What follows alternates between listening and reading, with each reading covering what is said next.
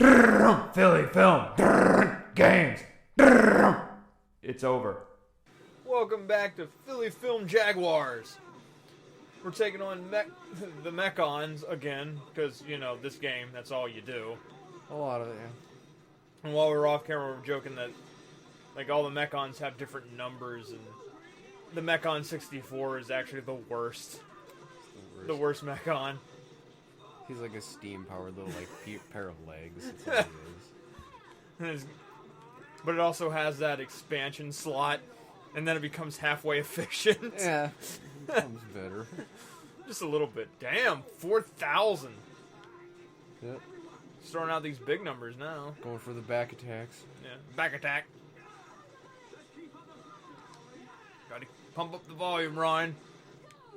But one of the things we also mentioned while we were talking about robots, the one Mechon that Eric was taking on prior was this robot that kind of reminded me of Cutman.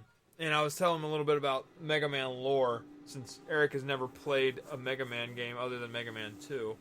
Which we still gotta fucking beat that game. Yeah. I'm so mad about that. Ooh. The regulation piston. What? Oh, okay. I don't know why that... Oh, maybe I ride that thing around somewhere. It's like it's carrying a huge bug zapper with it. Yeah, that one is. So turn purple! Did I ever tell you about... Okay. I'm sure you've watched Beavis and Butthead before, right? Yes. Okay. So, there's an episode of Beavis and Butthead where they got lice. Did you ever see that one? Nope. Not surprised, though. You're not surprised. So Beavis and Butthead in one episode get head lice. And, the one that's like their gym teacher's the one that caught it. And tell them, you know, go to the nurse's office now. And the nurse tells them to, you know, here's the shampoo and here's the comb. Go home and take care of this because you can't come back until this is taken care of. Yep. So they go home and naturally they just throw that shit out. And they're like, yeah. And they're like, how do we get rid of this stuff? And Butthead was like, well, they said there were like bugs in our head, so we just got to kill the bugs. And Beavis is like, how do we do that? Butthead's like, let's go to Mr. Anderson. The bug zapper behind Mr. Anderson's shed. And he's like, all right. So they go over and they break off the protective cage around it. Yeah. and Beavis' guy, he's like, now what do I do? And Butthead just like, put your head on it. He's like, oh, okay. I actually took fall damage. Yeah, you will take fall damage. I learned that when I was playing around too. You will take fall damage. And so he did it. You just hear Beavis screaming in agony, and you just see all this bright flashing going on. And Butthead's like laughing in his typical Butthead way. And his, And after it's done, like Beavis's head is just fried. Yeah.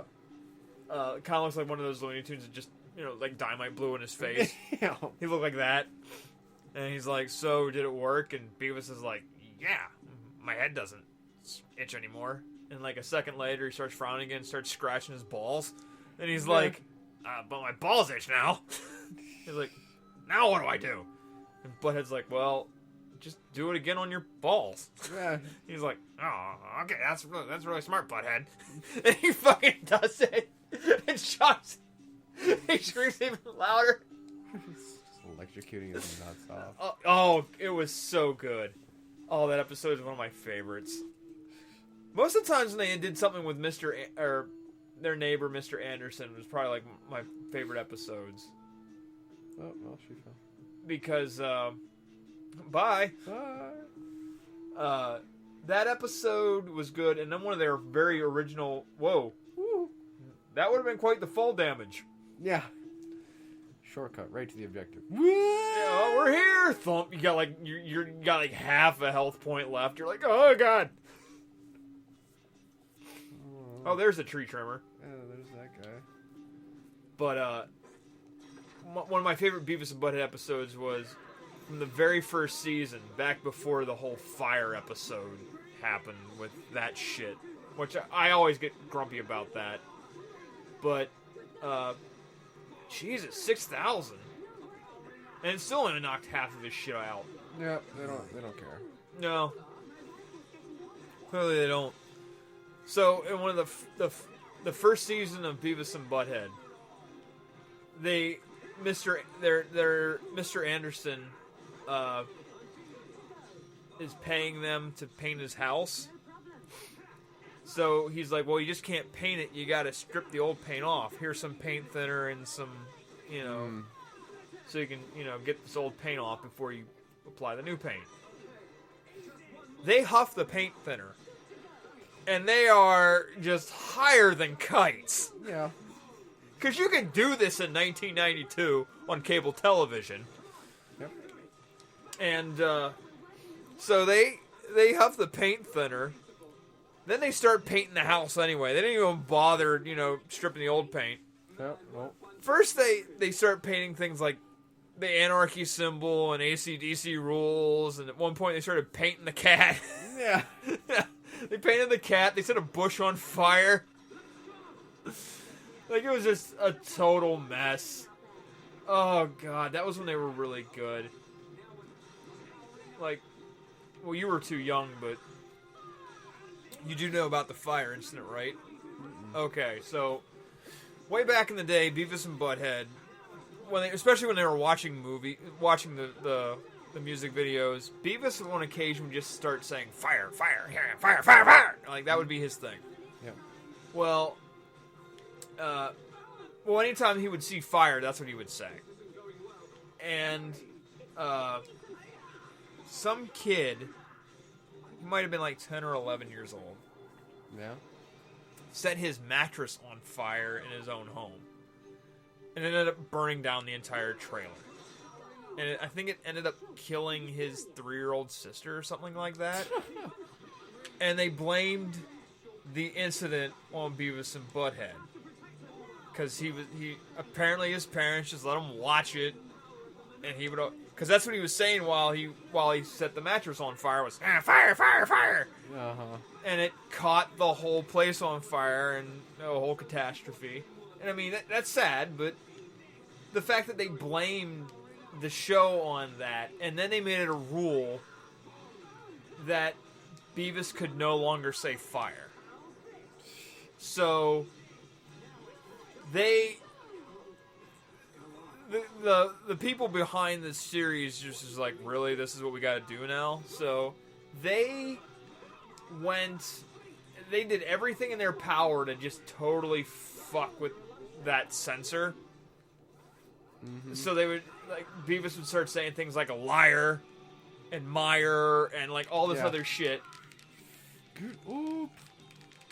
And I bet you are, Ryan. I was gonna say, are you gonna... I can't pick her back up. Oh, okay. Not yet.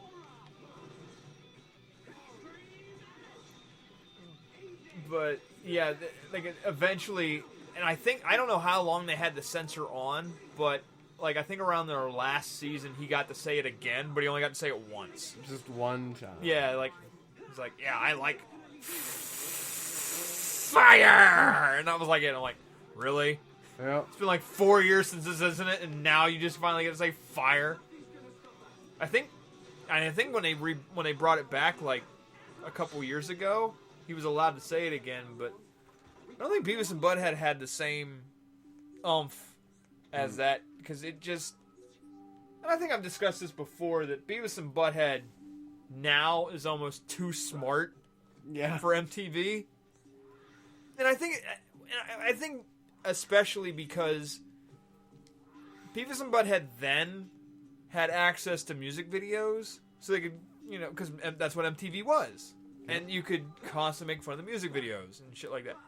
And when I watched the new season, like, the parts where they were doing things was still funny like it used to be, but the video segments were lackluster because they could only use like music, like I think I only saw like one music video, and it was for a Skrillex video, and then everything else was like 16 and Pregnant or whatever reality television shows that they were, and it would be just.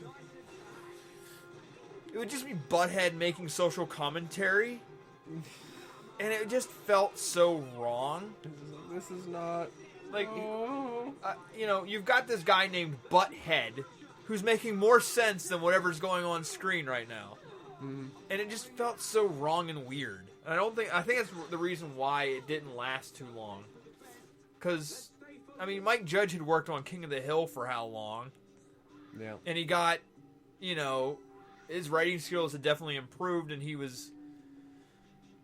thought he could bring it back to Beavis, and it just, it was just too smart. Mm-hmm.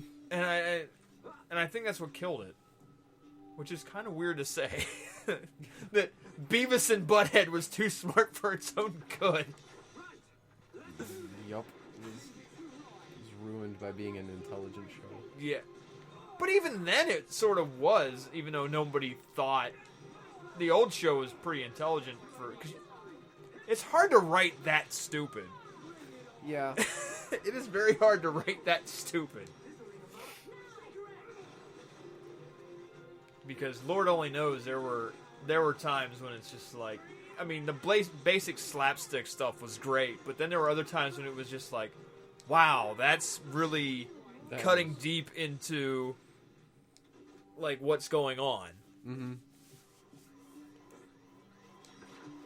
Say, Joe, did you get any more of this ether? Hell yeah. Oh, God! Oh, no! Union break! Union break!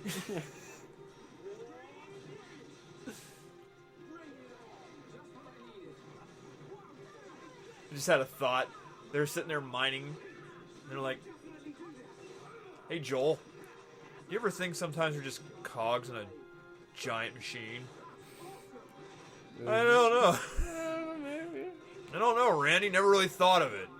What brought this on? I don't know. I'm sitting here staring at this neon green shit, just picking at it with my one good hand, or whatever the hell I claw. My arm, finger thing. Yeah, you ever think that this is just what we're to do? This is what we're meant for. Yeah, like, do we have a greater purpose as Mechon? Like, what is Mechon? The existentialist Mechon. The deep philosophical machine. I don't know, Larry. Was not programmed to philosophize. Oh, shit. Look at you getting all big and up. So next time on Philly Film Games, more philosophizing. By robots. I was not programmed for existentialism. Now, Marxism is a different thing altogether. Mechon of the world, unite!